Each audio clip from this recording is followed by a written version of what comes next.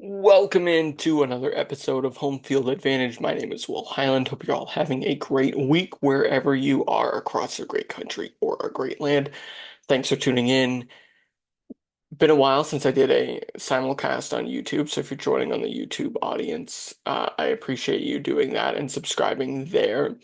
As always, though, if you're listening on Apple Podcasts, Spotify, Google Podcasts, Stitcher, or any other platform, we also appreciate our audio listeners that have been with us for almost 6 years now. So there's a lot, there's a lot to get to here. Haven't done a three up, three down NFL college football deep dive in a few weeks, so we're going to start there. I'm going to end that with some discussion about the Patriots because I know a lot of my listeners are interested in where I am with that. And then we will finally, for the first time in like a month and a half, talk about Major League Baseball because the World Series is will be underway shortly. It begins Friday. This podcast is coming out on Wednesday, so we'll have a couple days before that starts. So that's where we'll end the show. Where I want to begin, though, is with the three up, three down, and we'll start with college football.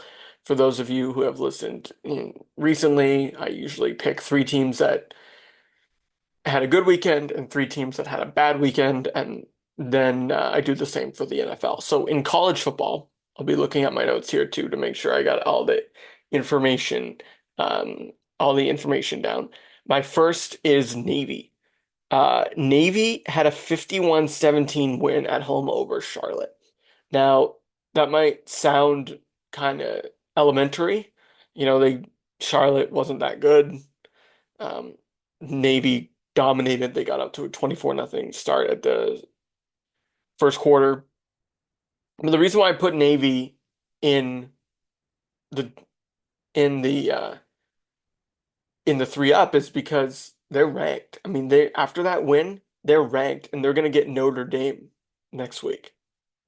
And Navy, Army, Air Force, all those teams from the service academies, they're all having pretty good years on the gridiron. So I'm happy for them.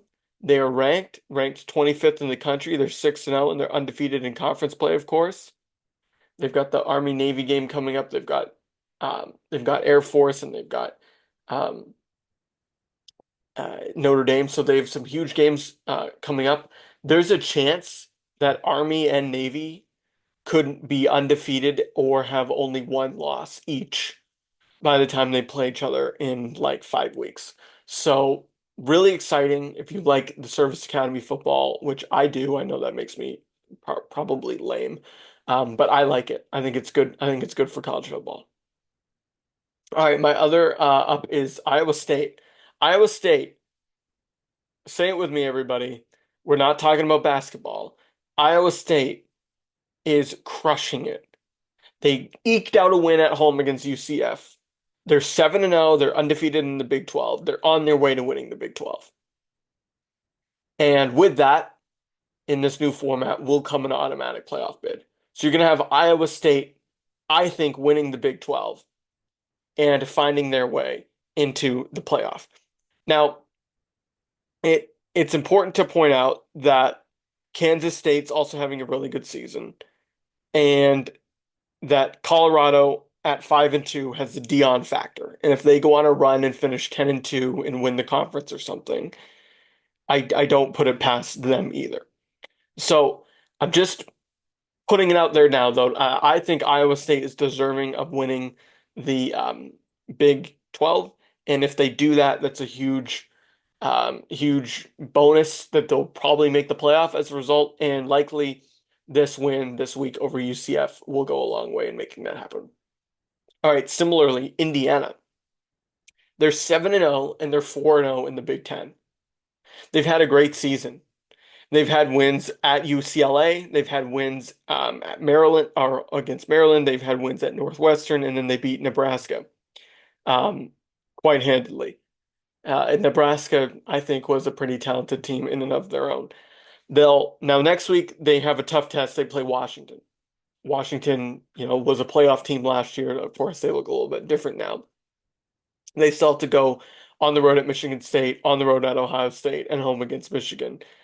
in the next 4 weeks. So their next four games are against, I'd say, three of the four best teams in recent years in college football. Now those teams look a little bit different now, but that's still a huge test for Indiana.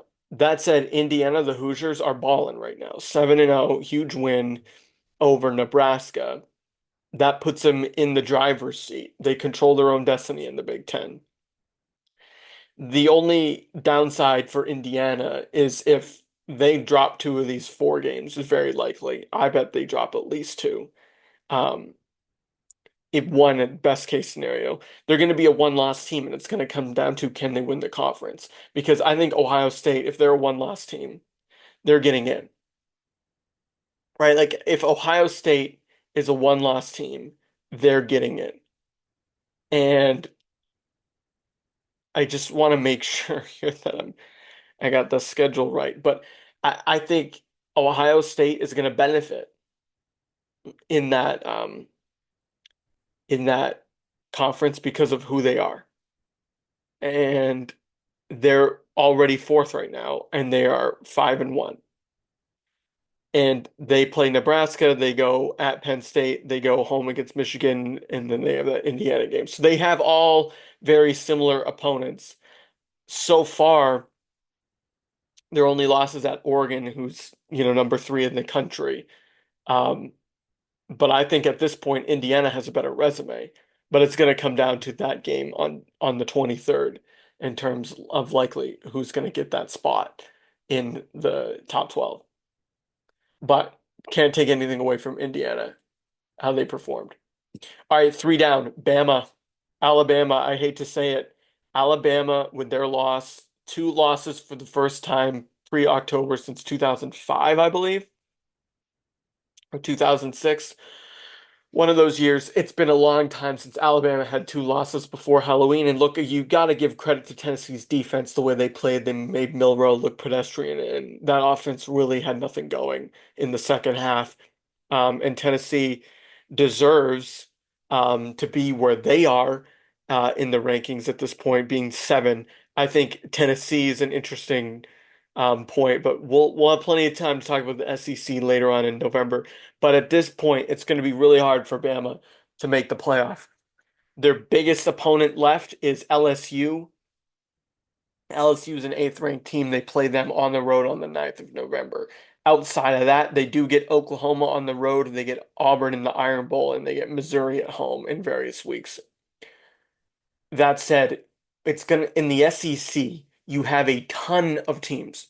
You have so many teams that are jockeying. And again, we're gonna get to the SEC next month and as we start talking about the playoff. But the reason why it's such a bad sign for Bama is they're gonna have their work cut out for them. And, they're gonna be bowl eligible, of course, but I don't think they're gonna make the playoff as is. They have the loss to Tennessee and the loss to Vanderbilt, but yet they have a win over Georgia. So it's increasingly hard to figure out what this Bama team is and what Kalen DeBoer is working with in Tuscaloosa. But they couldn't afford to lose that game to Tennessee. If they win that game, they're likely a top five team, with their only loss being Georgia. They're likely somehow in the top five, seven, eight at this point. Now they're all the way down at I think was it the mid-teens? They are ranked 15. Yeah. If they win and they're the ones that are 6-1 and set of Tennessee, I think it's very likely that they're in the, you know, top five, top six category, along with like Miami, Ohio State, Texas, Georgia, Penn State. So bad look for Bama. Also bad for Michigan over the weekend. Michigan dropped out of the rankings. They're no longer ranked. This is the first time in a couple of years that they're not ranked. And part of the reason is they had a loss that they couldn't afford at Illinois. They couldn't afford to lose to Illinois. Now, Illinois has Oregon next week. That will make a big impact in what, Illinois can do as far as staying ranked. I don't think they're going to win that game, but crazier things have happened in college football this year. But otherwise, back to Michigan, they could not afford to lose that game. They only scored one touchdown. That was in the second quarter. They got shut out in the second half. Illinois kind of played the game where they wanted to play it, right? They basically got outclassed on offense in from a yardage standpoint, but bent without breaking. And Illinois was able to hold on. They're now 6-1, and they're 3-1 in the Big Ten. They're gonna have something to say about who wins the Big Ten. Like I said, I think it's gonna come down to Penn State, Indiana, and Ohio State at this point. But otherwise, it's it's really, first of all, it's also really hard for me to keep these conferences straight these days. But from Illinois perspective, they had a huge win at home over Michigan, a team that had basically dominated college football for like 3 years.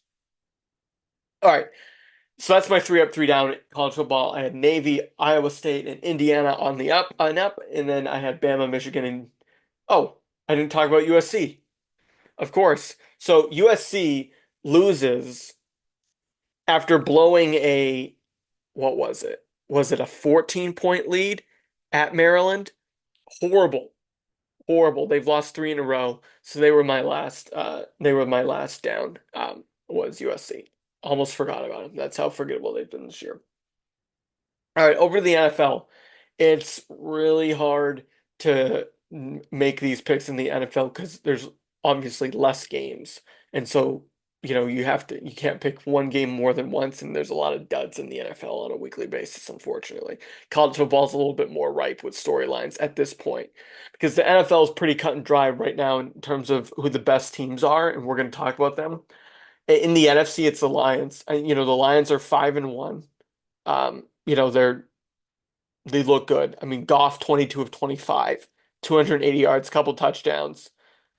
And the reason why I say they're the best in the NFC is because they just knocked off the previous best in the NFC, which is the Vikings at home. They went to Minnesota and they beat the Vikings. Sam Darnold's first loss this year under center for the Vikings. The Vikings didn't look bad, right? They put it on at the fourth quarter and made it close.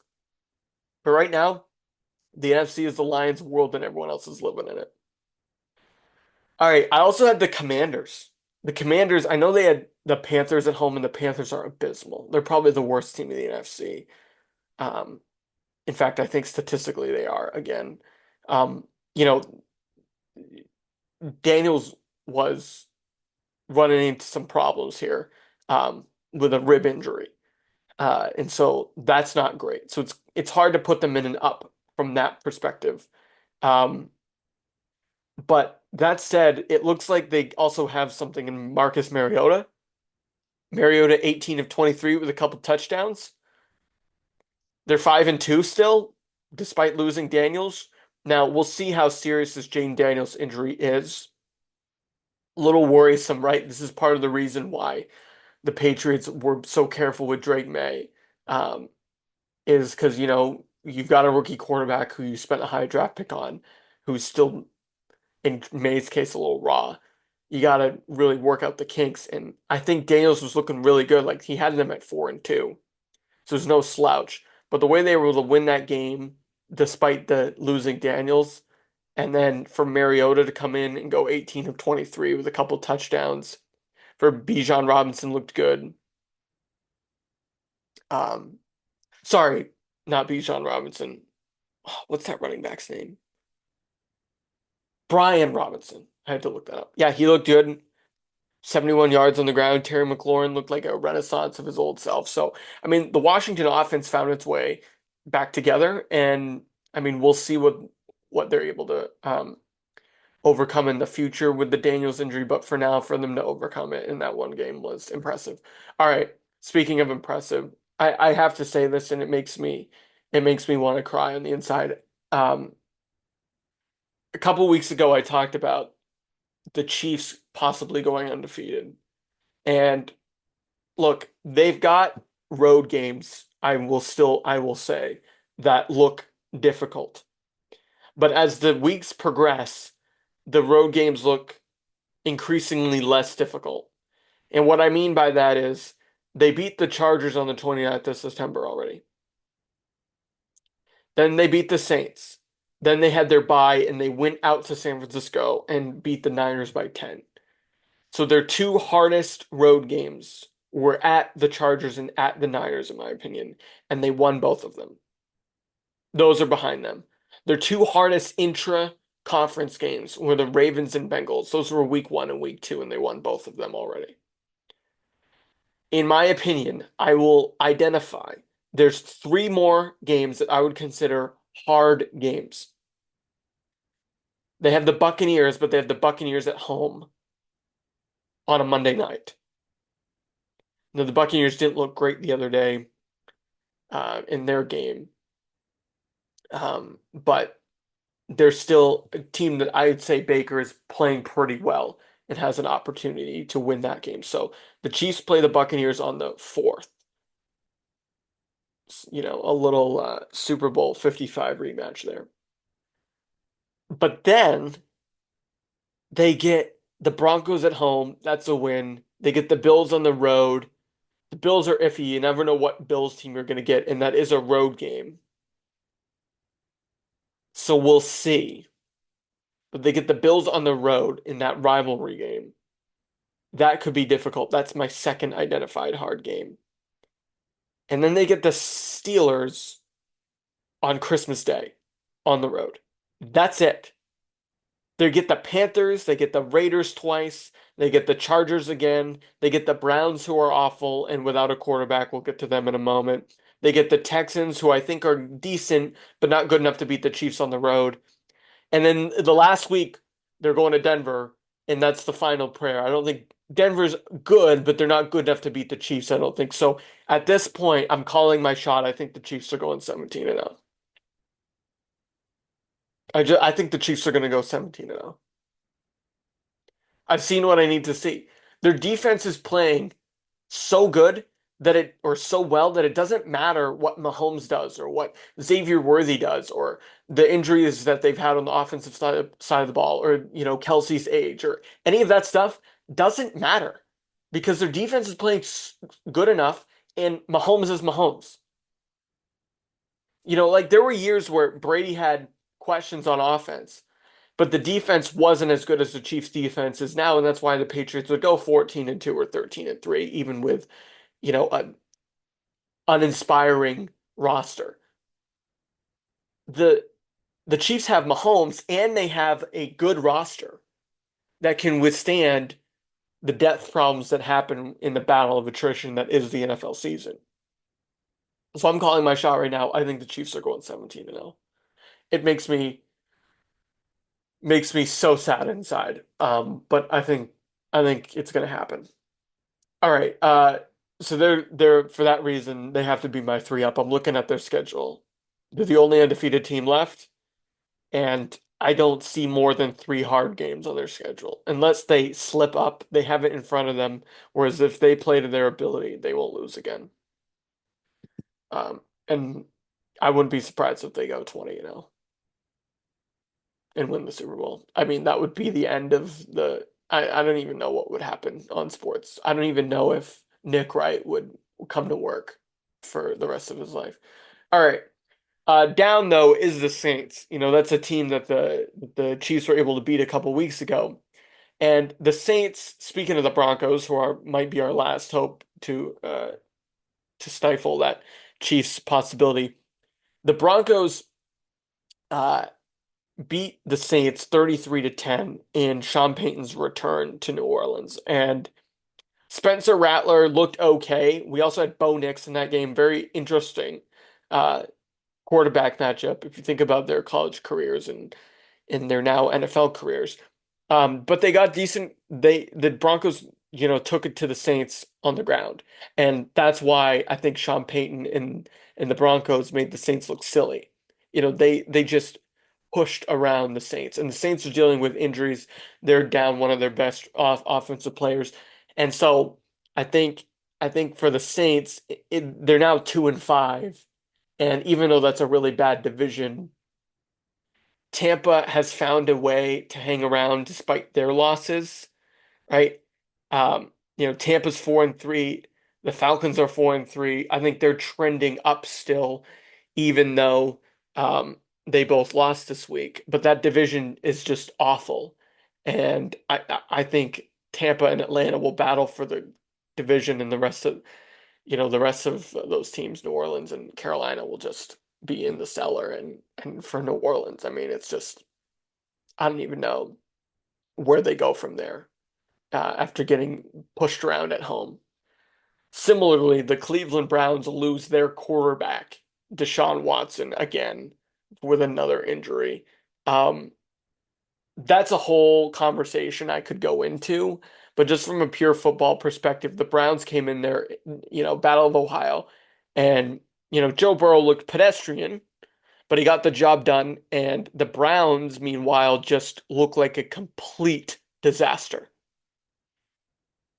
They did make it close there. They scored, I think, in the late, to make it a game, but they bring in Bailey Zappi, who's trash, and and whatnot. So I don't know what their plan is at quarterback. I'm not sure. I think I think Cleveland has this issue where everyone expected Deshaun Watson to revert to like 2018 Deshaun Watson, and it just wasn't going to happen. With the suspension and everything, they've got Jameis Winston now on the roster, and they've got somebody named Dorian Thompson Robinson, who I've never heard of. They've got Bailey Zappi, Deshaun Watson's on IR. Their depth chart I'm looking at is a disaster.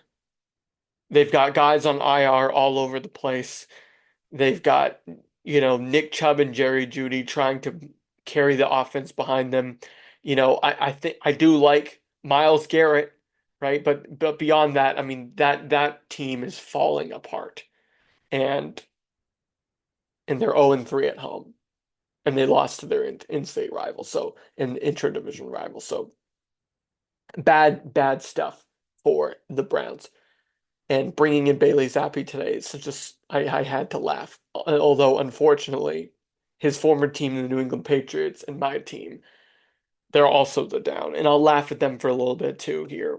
I didn't watch the game. I listened to the game, and I just need to tell you, Drake May looks pretty good. I think Drake May can hang around in the NFL. I think he'll be a good NFL quarterback. And I talked about this in a live video the other day. My issue with the Patriots isn't is Drake May good or not. It's what's the future going to be for this kid? Because this team looks more dysfunctional than it ever did under Belichick, and the last 2 years of Belichick were very dysfunctional. Gerard Mayo went out in the post-game presser and referred to his team as soft, and then has since tried to walk it back. But the damage is already done. Everybody already heard that. Drake May said there's not something that Coach Mayo would say to the media that he hasn't said in the locker room. That's fine, and I understand that. But now you've got the perception around the league. Now people can call the Patriots soft and say, that's their coach who said that first. And that's embarrassing. If I'm Robert Kraft or Jonathan Kraft, I'd be embarrassed. First of all, I never would have let it get to this point. And look, I was an advocate for hiring of Mayo. So there's going to be a lot of people calling for Mayo's job this week, yada, yada, yada. Somebody needs to be held accountable, though. Either a player or a coach or a executive or a coordinator or somebody for that effort. Because I didn't watch the game, but Scott Zolak, who doesn't mince words, is the Patriots radio color commentator. And when the Patriots came out for halftime in London, look, they're jet lagged, whatever. They're also pro athletes. Apparently, they were walking across the field. They had just given up 22 unanswered points prior to that beginning of the second half, including a 97-yard punt return. They got pushed around on special teams. They got pushed around in the second half in the trenches. They were getting bent over. The Jaguars were doing whatever they wanted to do offensively. They held the ball all the time. I think at one point they had 13 or 14 straight running plays. The Jaguars did. It could have even been more than that. The Patriots bent over as soon as there was a sign of adversity. And that is a trait of a soft football team. And it does start with the head coach, but it also ends with the players and their willingness to, or lack thereof, to put in effort and just let the season walk away. I mean, they're a 1-6 football team. They've lost six in a row. They had a really great game to start the year, from an effort standpoint. Then they had a couple close losses. Think about Miami, think about Seattle. They had a hard draw. They had to go to New York and to San Francisco, and some, big hard games there. But since then, you had Houston, you had Miami, you had the Jags. These are games that you should be competitive in at the very least, and they did not look competitive against Houston. They did not look competitive against Jacksonville in the last three quarters of the game. And what message does that send to Drake May, who you're trying to develop? To me, it sends a pretty piss poor message. And so the Patriots very much deserve to be in the bottom three this week. Um, and I think going forward, you have to take a serious look um, at who is calling the shots. Is Gerard Mayo going to be the kind of coach that reins it in, or is it going to continue to unravel? Elliot Wolf, the GM, says they wanted to have a quote less hard ass vibe. All right. Well, sometimes a hard ass vibe is what stops you from getting absolutely emasculated in the second half overseas in front of a worldwide audience. So maybe that hard ass vibe that we all complained about Belichick having, and maybe that was the reason why even a bad Belichick team only went 7-9 prior to, of course, last year when they had horrendous quarterback play. But they're having above average quarterback play now with Drake May. Maybe that hard ass vibe would have helped them win some of these games. All right, speaking of winning games, switching gears to baseball here, the Dodgers and the Yankees have won plenty of games this year, and they're gonna head into the World Series. Now, it's not the only uh, undesirable matchup between a New Yorker and a Californian this fall that we have, but I will tell you that if you're a Red Sox fan, this is a pretty easy decision. You're gonna plug your nose and go for the Los Angeles Dodgers this week. They've got Mookie, they've got some other Hall of Famers on that team. I think about Freddie Freeman. They've got Shohei, who chose the Dodgers over the Yankees. Shohei very much could have gone to the Yankees if he wanted to. Um, so you've got Ohtani and you've got Mookie Betts and Freddie Freeman and the rest of that lineup, and then you've got Murderers Row 2.0 or whatever the corny thing is that they're calling. With Judge, Stanton, Juan Soto. This is what you've got. You've got some teams that are just going to go at it. And you've got good pitchers on both sides. Think about Walker Buehler. Think about Garrett Cole. You've got two of the biggest markets in baseball. I'd say the two biggest. And you have the two biggest cities in the country, East versus West. So this is a World Series that will be talked about for years if it goes 6 or 7 games. It's Ohtani and Judge, right? I mean, Aaron Judge, Giancarlo Stanton, Juan Soto, Anthony Rizzo, and then you've got on the other side, you've got those guys I talked about. I mean, this is star power all over the place. And, you've got Jazz Chisholm too, another player who's exciting that people talk about. Um, I mean, this matchup is a historic one. And it's one that baseball fans had been joking about that they hoped wouldn't happen for the last few years. Well, it's happened, and it's happening, and it's beginning Friday. But if you're a Red Sox fan like I am, there should be no decision being made here. You're going to plug your nose and just hope the Dodgers win the World Series. Because if the Yankees can beat this Dodgers team that everybody knows prints money, right? Think about Yamamoto. Think about all these players that they got. Think about was it Glass now?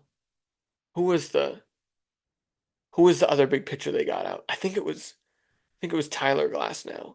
Um, yeah, it was Tyler Glasnow. But think about all these um players. Now, look, I know I just looked it up. I remember now that Glasnow is gone for the year, but it's beside the point. The point is that the Dodgers have bought this team, and the Yankees have very much gone out and done the same thing to the extent that 7 years ago they traded for Stanton and gave him a huge contract, and then they, are going to be right there with Juan Soto this year, and they have Aaron Judge, who they paid $1 billion to, speaking figuratively. So these are the two huge markets, $300+ million in payroll. These are the teams that everybody, unless you live in, New York or LA, hate. But the fact of the matter is, one of them has to win. It sounds eerily familiar to our political situation, like I pointed out. But somebody's got to win. And I think the Yankees are going to win. It just feels that way. Like I can feel it. It's just this weird feeling I have. And I have a good spidey sense with baseball. I feel like the Yankees are going to win the World Series, and it makes me cringe a little bit. Because I just got done telling you, this is nightmare fuel, by the way, if you're a Boston sports fan. What I've gone through in the last few minutes here with my outlines here. Talking about the Patriots having no direction. Talking about the best Red Sox news of the day being that they hired a a dude from the Rays to be their chief planning officer, or some stupid title like that. That's horrible. Meanwhile, I was just talking about how the Chiefs are going to go 17-0, if not 20-0, and the Yankees are going to win the World Series. This is nightmare fuel. The good news is you have the Celtics beginning. And, I wish I had time to get to the Celtics. I'll try and get them in later this week. I know they're starting soon. I didn't get to do a preview. But this is nightmare fuel. But if you're a Red Sox fan, you just gotta hope the Dodgers can pull this one out. I don't think I see it. I think the Yankees, the way they were down in some of those Cleveland games, and they were able to shake it off. And look, the Dodgers had less resistance from the Mets than the Yankees had from the Guardians. So, as interesting as the Subway Series would have been, I think baseball at the end of the day is happy with what they've got. They've got what's going to be a very competitive World Series, and I think the Yankees are just a little bit more battle tested at this moment based on the way the championship series went. So I'm going Yankees in six. It sucks, but that's where I'm going. I hate to end the podcast on bad news. Well, I could be wrong. Hopefully, we end up with a better situation for Boston sports fans than that, because I know a lot of you who listen to my program are Boston sports fans. But at this point, I'm unfortunately predicting a Chiefs and Yankees Super Bowl and World Series win this fall and spring, which is just, I mean, I can't. The only thing that would be worse, I suppose, is if the Maple Leafs are them and the Florida Panthers won the Stanley Cup, and then the Sixers or the Heat won, or the Knicks won the NBA title. That would just be nightmare fuel for Boston sports fans. But maybe I'm wrong. I've been wrong before with my sports takes. All right, that's going to do it for this episode of Home Field Advantage. We'll be back later this weekend to talk and break down some early World Series thoughts, maybe some more football, some hockey, some basketball. We'll mix in it all. We'll do what we can as each day progresses.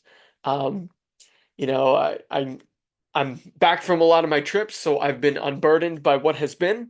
So I'll be able to hang out and do a little bit more of some content here throughout the rest of October and early November, because it's a fun time of year. All right. In the meantime, as I said at the outset, you can follow us on socials and list and subscribe wherever you get your podcasts as well. You can do both of those things. We're at Homefield Pod on Instagram and Twitter, and then we're on Apple, Spotify, Google, and Stitcher. You can also subscribe if you're watching on YouTube below and let us know what you think about some of my takes. But until all of that happens on our next pod, my name is Will Highland, and you have been listening and watching Homefield Advantage.